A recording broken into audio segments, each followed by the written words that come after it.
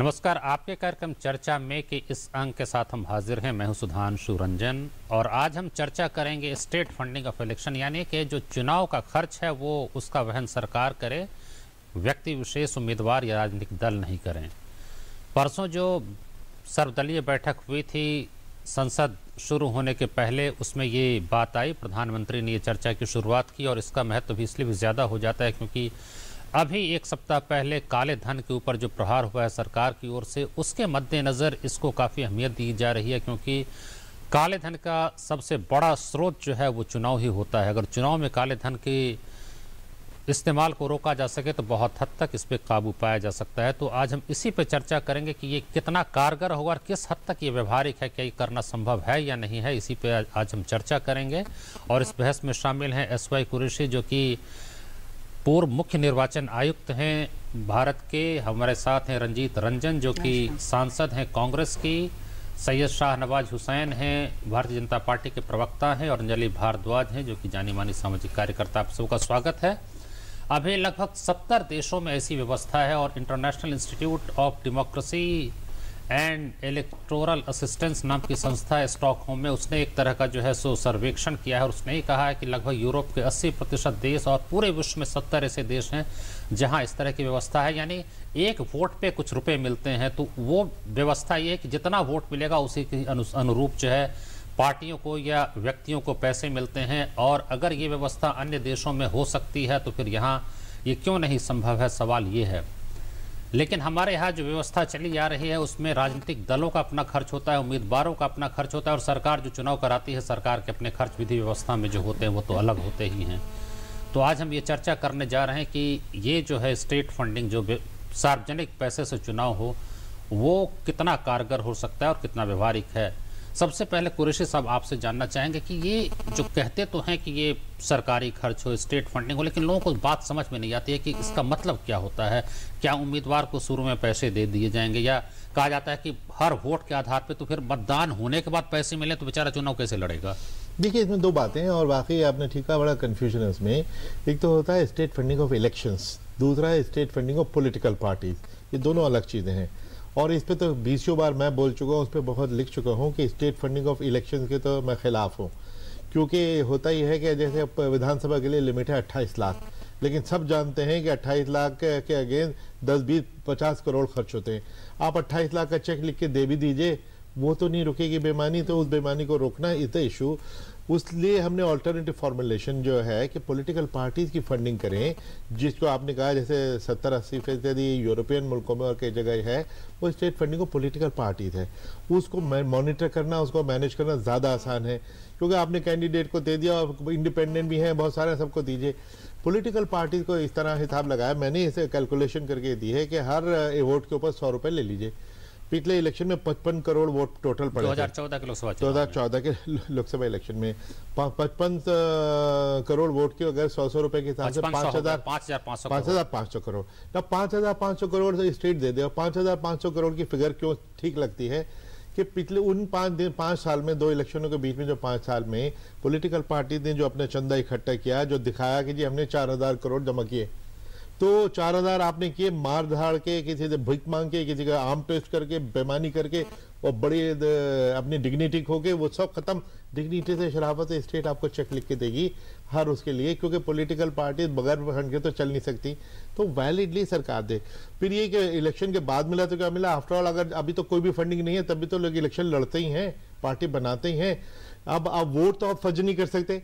हम कहते हैं इंडिपेंडेंट कैंडिडेट भी एक वोट लेके 100 रुपए लेके खुश होकर चला जाए, कोई फर्क नहीं पड़ता, लेकिन वो एक वोट को फर्ज नहीं कर सकता। अदरवाइज वो ऐसे मैनिपुलेट करेंगे फिगर के, उसमें ऐसा उलझा देंगे तो आप परफॉर्मेंस पे ले। पिछले चुनाव के आधार पे आप इस चुनाव में करेंगे और तब तक हालात बहुत बदल चुके हैं। एक पार्टी जो सत्ता में हो सकता है सत्ता के बाहर जा रही हो वो पार्टी, तो जो सत्ता के हाथ है, सत्ता का इधर और उधर तो पार्टियां आती जाती रहती हैं, फिर भी उनको फंड तो मिलते ही है ना।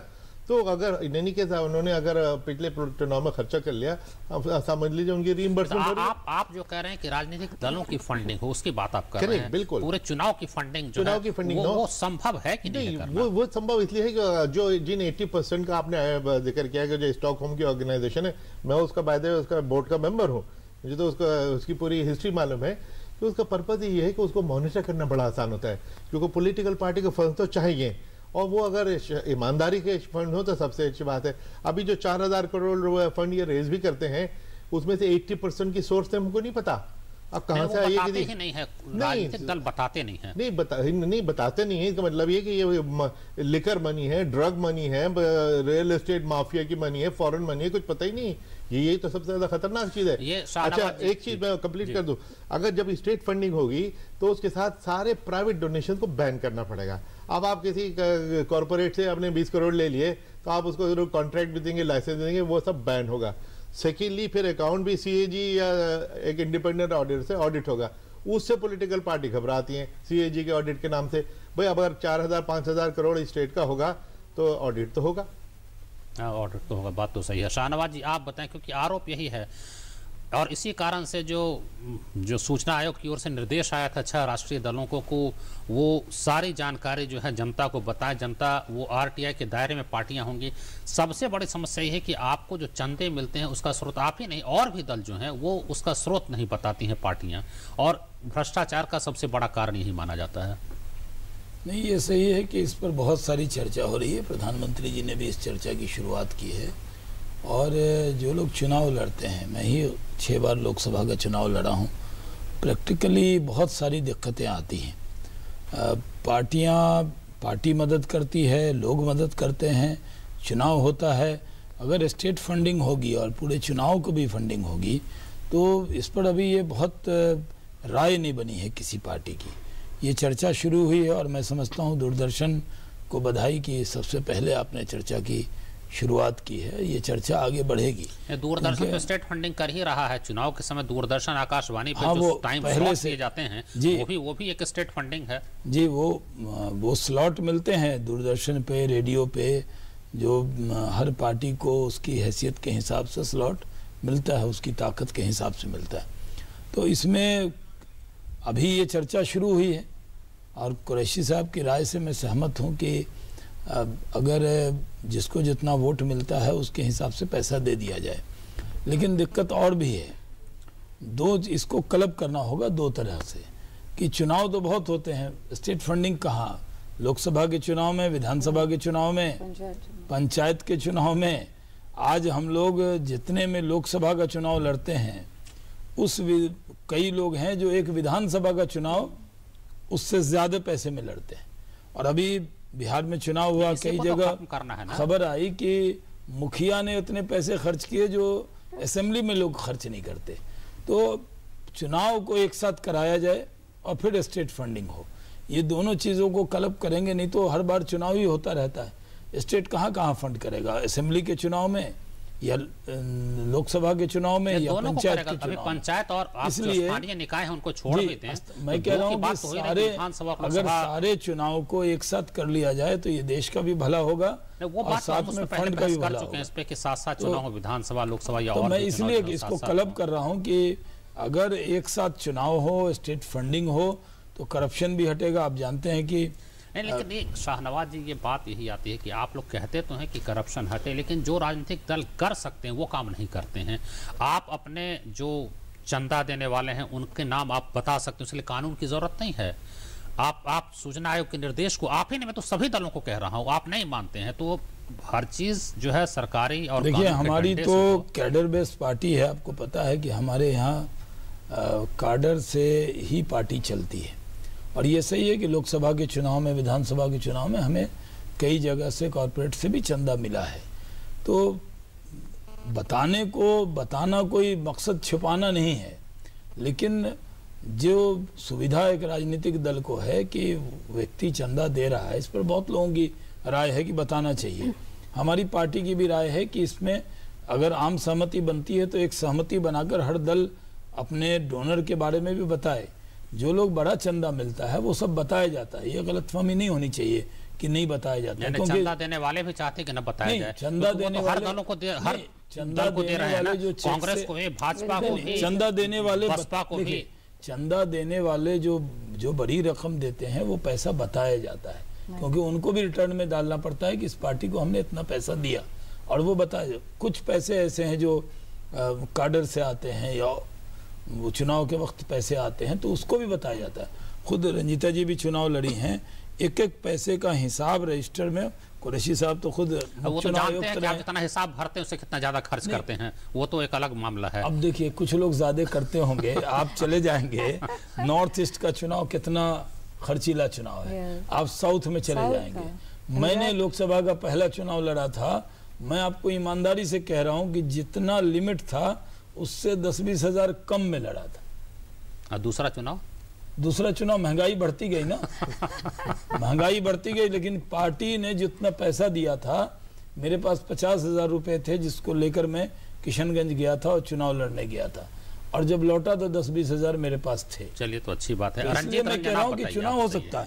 देखिए कुरैशी साहब, चीजें बदल गई हैं। बदल क्या गई कि जब पहला चुनाव लड़े तो 2 महिंद्रा की जीप के हुड पे खड़े होके एक माइक बांध के चुनाव लड़े। अब चीजें ऐसी बदल रही हैं कि आप मुकाबले में नहीं रहेंगे तो लोग समझेंगे ये कैंडिडेट में तो कोई दम ही नहीं है, ये कैंडिडेट लड़ने लायक नहीं है। इसलिए आपको मुकाबला करना होता है। आज जो दौर है, स्टेट फंडिंग हो, चुनाव में जो बेतहाशा खर्च है वो बंद हो। स्टेट फंडिंग, कुरैशी साहब ने पता है कि राजनीतिक दलों की फंडिंग, टेलीविजन की चुनाव दोनों में, टेलीविजन की जो अमेरिका में तो हम लोग रोज उठ के सुबह सुबह CNN पे डिबेट देख रहे हैं। हिंदुस्तान में कहाँ डिबेट हो रही है? डिबेट होनी चाहिए। राहुल जी और प्रधान नरेंद्र मोदी जी की डिबेट हो जाए कभी, कितना अच्छा लगेगा। खैर अमेरिकी मीडिया ट्रंप के चुनाव के बाद बहुत बदनाम हो गई है, इसलिए उसकी तो चर्चा मत ही करिए। आप CNN का नाम ले रहे हैं, उसको तो क्लिंटन नेटवर्क तक कह दिया कि न्यूज नेटवर्क है। वो मीडिया के बारे में या कंस्पिरेसी न्यूज नेटवर्क है, कहाँ क्या कहता है, ये एक अलग विषय है, उस पर अलग चर्चा कीजिएगा। लेकिन मैं कह रहा हूँ कि स्टेट फंडिंग में खर्च भी कम हो सकता है। अभी देखिए इलेक्शन कमीशन ने एक बड़ा फैसला किया कि आप दीवार पे नहीं लिख सकते, आप पोस्टर नहीं लगा सकते, तो पोस्टर का खर्चा और दीवार पे लिखने का आप सख्ती से अमल करेंगे तो वो खर्चा हम लोगों का कम हुआ कि नहीं हुआ?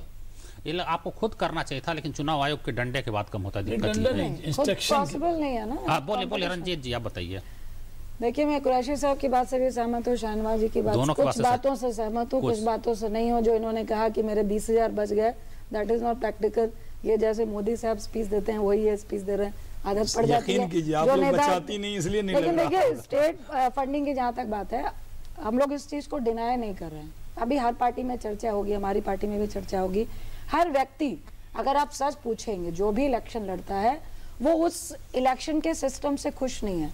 ये आप सोचे कि जो इलेक्शन लड़ रहा है वो बहुत खुश है, जो हमारा सिस्टम चल रहा है, कोई भी खुश नहीं है। जनता भी दुखी, नेता भी दुखी। सिनेरियो बना है। देखिए अगर आप खुल के बात करेंगे, सिर्फ पॉलिटिकल पार्टी ही इन्वॉल्व नहीं होती है, all are involve with that. कि करप्शन सिर्फ पॉलिटिकल पार्टी नहीं बढ़ाते हैं, मेरे ख्याल से सब इन्वॉल्व होते हैं, सबकी मिली भगत होती है और सबकी सोच चेंज हो जाती है। इसलिए लोग आपसे बहुत ज्यादा एक्सपेक्ट करने लगते हैं। लीडर का काम तो, नेता का काम तो रास्ता दिखाना है। सुधांशु जी, इसके लिए आपको और कुरैशी जी को पहले चुनाव लड़ना पड़ेगा, तब आप समझ पाएंगे कि हम लोग की एक्चुअली में दिक्कतें क्या है। अभी जो स्टेट फंडिंग की बात हो रही है, अभी आप कहेंगे तो प्रैक्टिकली अभी ये संभव नहीं है। अभी हमारा जो बेसिक इंफ्रास्ट्रक्चर है, जिसमें एजुकेशन ले लीजिए, आप हेल्थ ले लीजिए, उसी सेक्टर में हम गांव तक अच्छी एजुकेशन और हेल्थ को पहुंचा नहीं पाए, उसको ही फ्री नहीं कर पाए, तो आप एक और बोझ आप सरकार को देना चाहेंगे। तो मुझे नहीं लगता कि अभी प्रैक्टिकली हम लोग के लिए पॉसिबल है कि हम एक और बोझ दे दे सरकार को कि चलो चुनाव भी हम आपके बलबूते लड़ सकते हैं। फिर उन्होंने कहा कि पॉलिटिकल पार्टी का फंडिंग, वो जो आप कह रहे हैं कि शिक्षा और स्वास्थ्य उसकी सुविधाएं आप इसलिए नहीं पा रही हो, तो उसका कारण तो भ्रष्टाचार है। अगर वो सारा धन जो आप कॉर्पोरेट सेक्टर के दबाव में इधर उधर चला जाता है, अगर वो भ्रष्टाचार खत्म हो जाए तो निश्चित रूप से विकास के काम में। देखिए हर चीज में आप कॉर्पोरेट जगत को मत घुसाइए। अगर हेल्थ और एजुकेशन में करप्शन है तो उसमें आप ब्लॉक से भी शुरू कर सकते हैं। इसमें बहुत बड़ी एक चेन है, ब्लॉक से आपके थाना जाती है, थाना से आपके डीएम जाती है, डीएम से आपके शायद आपके उस कैपिटल में भी जाती है। बहुत ओपन मैं नहीं करना चाहूंगी, हम सब उस चीज से परेशान है। जब तक वो चैनल और वो चेन नहीं होगी। मैं एक छोटा सा एग्जांपल देती हूं सुधांशु जी। पहले अब एक सीडीपीओ के नीचे सुपरवाइजर के नीचे आंगनवाड़ी सेविका और सहायिका होती है। हम लोग बहुत बार निरीक्षण करते हैं, उनसे कमीशन, उनका 16,000 मिलता है उनको फूड के लिए, और 3,000 उनकी अब 3,500 रुपए तनख्वाह हो गई है सेविका की, और सहायिका की 2,250, उस पे भी कमीशन होता है। सुपरवाइजर का सिर्फ एक बात सुन लीजिए। अगर आप कहो कि मैं सेविका और सहायिका को पकड़ूंगा तो उसका क्या दोष है? नहीं, अगर वो छोड़ेगी तो उसकी नौकरी जाएगी, क्योंकि सीडीपीओ को देना है। मैं सिर्फ एक बात जानता हूं कि अगर मैं जो हिंट कर रही हूं आपको, जब तक इस चेंज को ऊपर से चेंज नहीं करोगे तब ये तक ये चेन करप्शन टूटेगा कैसे? अगर देश के 800 सांसद और 4000 विधायक कसम खा ले कि एक भी गलत पैसा नहीं कमाएंगे, अगर आप सब लोग कसम खा लीजिए तो भ्रष्टाचार सबसे पहले आप पीएम साहब को बोलिए कि 5 लाख तनख्वाह कर दे। अब उस बहस में मत जाइए, क्यों नहीं जाए? 1,09,000 में आप बोलोगे कि आपके घर में 100 आदमी आ रहे हैं, आप उसको चाय पिलाओ, फिर आप भ्रष्टाचार को उचित बता रही हैं। नहीं बता रही हूँ, मैं ये कह रही हूँ कि हमारा सिस्टम पहले हमारे सरकारी कर्मचारी भी कह रहे हैं कि हमारी तनख्वाह 5 लाख करो तब हम घूस नहीं लेंगे। सिस्टम को बिल्कुल डॉक्टर की तनख्वाह कीजिए आप 3 लाख, तब वो जाएगा गांव। और आम जनता कहा जाए 1 करोड़ आम जनता कहा जाए 400 रुपए मजदूरी जो 1 करोड़ डोनेशन देकर डॉक्टर बनेगा ना, वो कभी गांव में जाकर आपके इसलिए कि आप मेडिकल कॉलेज खोल नहीं रहे, सरकार खोले ना, सरकार खोले। यही तो कह रहे हैं, या तो मेडिकल कॉलेज ऑफ गवर्नमेंट के शुरू करो। सरकार तो खोल नहीं रही। चलिए हमको ब्रेक लेना पड़ेगा। अंजलि भारद्वाज को जानना भी इनके विचार हम सुनेंगे। छोटा सा ब्रेक लेंगे, उसके बाद कई और मुद्दे हैं। राजनीतिक दलों के अंदर जब तक सुधार नहीं होगा, वहां भी एक लोकतांत्रिकरण की प्रक्रिया शुरू हो, क्योंकि वो भी एक बहुत बड़ा कारण है जिसके कारण लोकतंत्र में बहुत सारी कमियां रह जाती हैं। इन तमाम मुद्दों पर अपने मेहमानों के विचार सुनेंगे। अब बने रहिए हमारे साथ। KLE Society, 100 years of transforming lives, 254 institutions, 1,25,000 students, 4,000 plus beds, healthcare, 16,000 plus employees, education, healthcare and research. KLE Society, 100 years of transforming lives. रोशनी का सिर्फ एक ही नाम, सूर्य LED, खर्चा कम, चले ज्यादा, घर घर रोशनी का वादा। आप समझ क्यों नहीं रहे? वो बहुत परेशान करते हैं मुझे, रैगिंग के नाम पे टॉर्चर करते हैं। सीनियर्स रैगिंग नहीं करेंगे तो तुम स्मार्ट कैसे बनोगे? तुम्हारा कॉन्फिडेंस कैसे बढ़ेगा? Be a man. I am sorry बेटा, आई एम रियली सॉरी। आपके बच्चे की छोटी सी शिकायत किसी बड़ी मुसीबत का पैगाम हो सकती है, उसे नजरअंदाज ना करें। Don't ignore, take action. I really like cars. So just 2 weeks into the job, they gave me a company car. A big company car. It's got 14 wheels and quite the ground clearance. It can go pretty much anywhere. But it's not the easiest thing to park. The acceleration is decent. The handling is shaky. The engine noise is deafening. AC? Well, you can't have everything. But you know what? I love the gun. We are India's most exciting workplace and we are making you an offer. The Indian Army. Live a life less ordinary. Bachchan ji. बोलिए बच्चा जी। आपने वो film जादूगर की थी ना? ना की थी। तो मुझे जादू दिखाइए। अच्छा। ये देखो, मैं यहाँ पत्थर मारूंगा, यहाँ से कबूतर चिड़िया सब निकलेंगे। वो गया, देखो कबूतर चिड़िया सब उड़ गए। बच्चन जी। हाँ जी। बस इतना ही? हाँ, और क्या? अब मेरा जादू देखिए।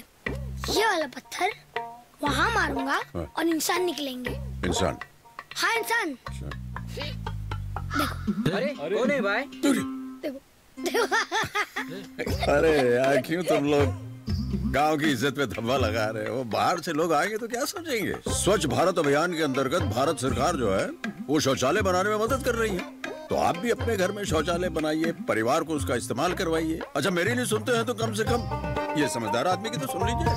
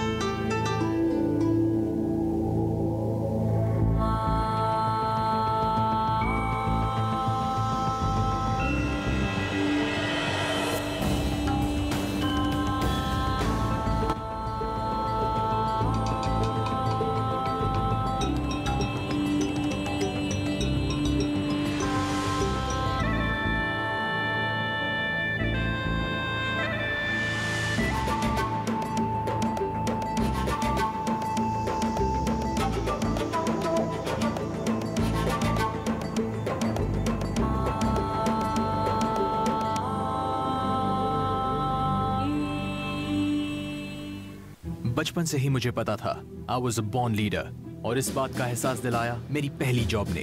वो सब सिखाया जो कोई और नौकरी नहीं सिखा सकती। Man management, time management, crisis management, सब कुछ। पहले ही दिन से मैं टीम को लीड कर रहा था, और जितने साल मैंने बिताए उससे कई ज्यादा एक्सपीरियंस मिला मुझे। और सबसे अच्छी बात, my first job made my second career possible. हम है भारत के सबसे एक्साइटिंग वर्कप्लेस और हम दे रहे हैं आपको एक ऑफर। भारतीय सेना, आम नहीं ये जिंदगी। KLE Society, 100 years of transforming lives. 254 institutions, 1,25,000 students, 4,000 plus beds, healthcare, 16,000 plus employees, education, healthcare and research. KLE Society, 100 years of transforming lives.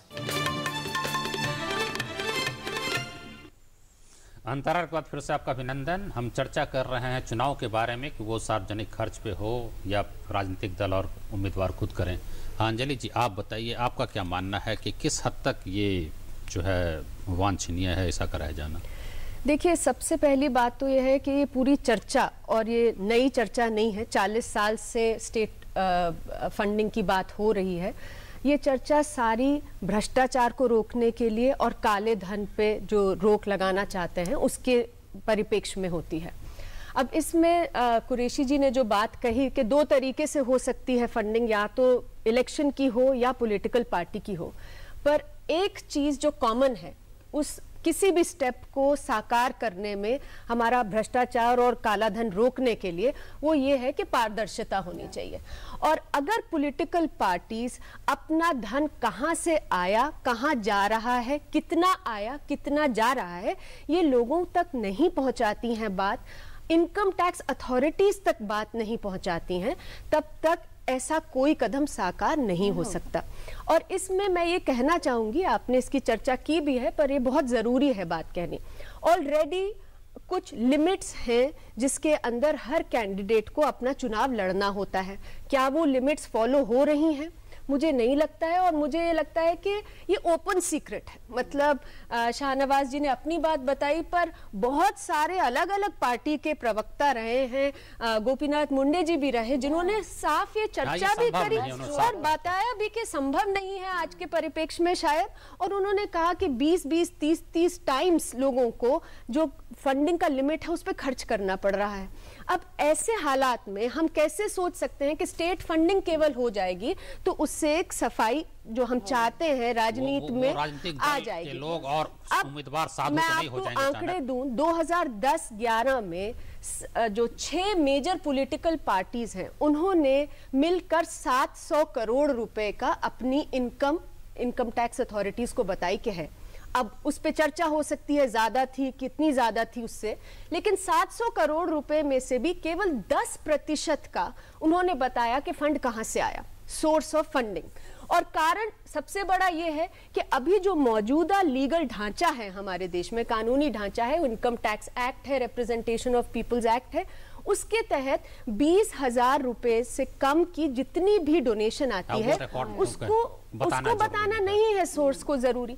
अब ऐसे में ये जरूर है कि बहुत सारी पार्टियां कार्डर बेस्ड भी है, कहती भी है कि वो उगाती हैं वो पैसे अलग अलग लोगों से, होता भी होगा, पर ये भी पूरी तरह संभव है और शायद होता भी है कि एक ही कोई कॉर्पोरेट हो चाहे संस्था हो, कोई भी हो, वो एक बहुत बड़ा राशि देती है और उसको दिखाया जाता है 19,500 के बहुत सारे ट्रांचेस में वो दिखाया जाता है। अब ऐसे में जब पारदर्शिता नहीं है, जब कहीं पे रिपोर्टिंग नहीं है, तो ऐसे में भ्रष्टाचार रुकना तो बिल्कुल संभव नहीं है।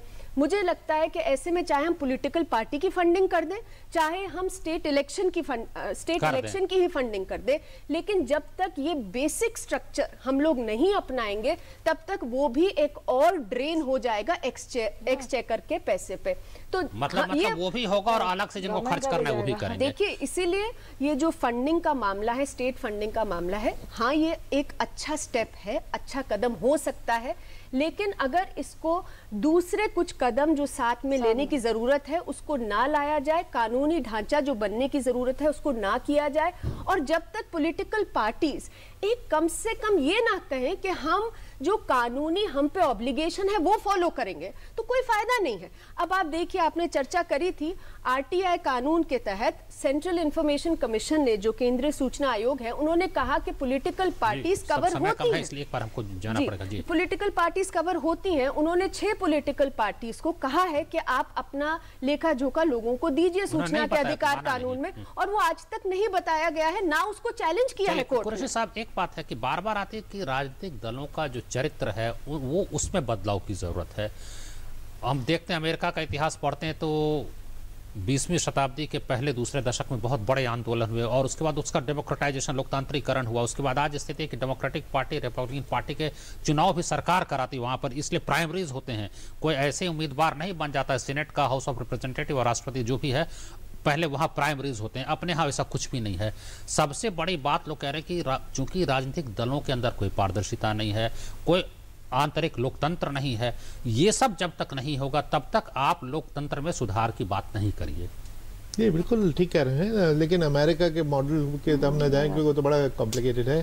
क्योंकि अमेरिका में एक मॉडल नहीं है, वहाँ पे 50 स्टेट हैं, हर एक के अपने अपने लॉज हैं, और वो भी हर स्टेट भी अपने लॉ नहीं, उसके अंदर 3000 काउंटीज हैं, हर जगह काउंटीज का लगे, उसमें न जाए। लेकिन एक चीज़ जो अमेरिका में है जिससे हम सीख सकते हैं कि वहाँ पे जैसे अब अभी जो इलेक्शन हुआ 8 तारीख को, तो 20 कैंडिडेट्स का अलग अलग कैंडिडेट को एक कॉमन बैलेट जो साइमल्टेनियस इलेक्शन वाला वहाँ पे तो हुआ, उस पर तो हमें सेपरेटली डिस्कस करना चाहिए। और मैं शायद नवाज साहब से एग्री करता हूँ कि जब बात कर रहे हैं तो दोनों की एक साथ अगर बात करेंगे, बार बार इलेक्शन में भी तो खर्चा होता है, एक ही बार में करेंगे।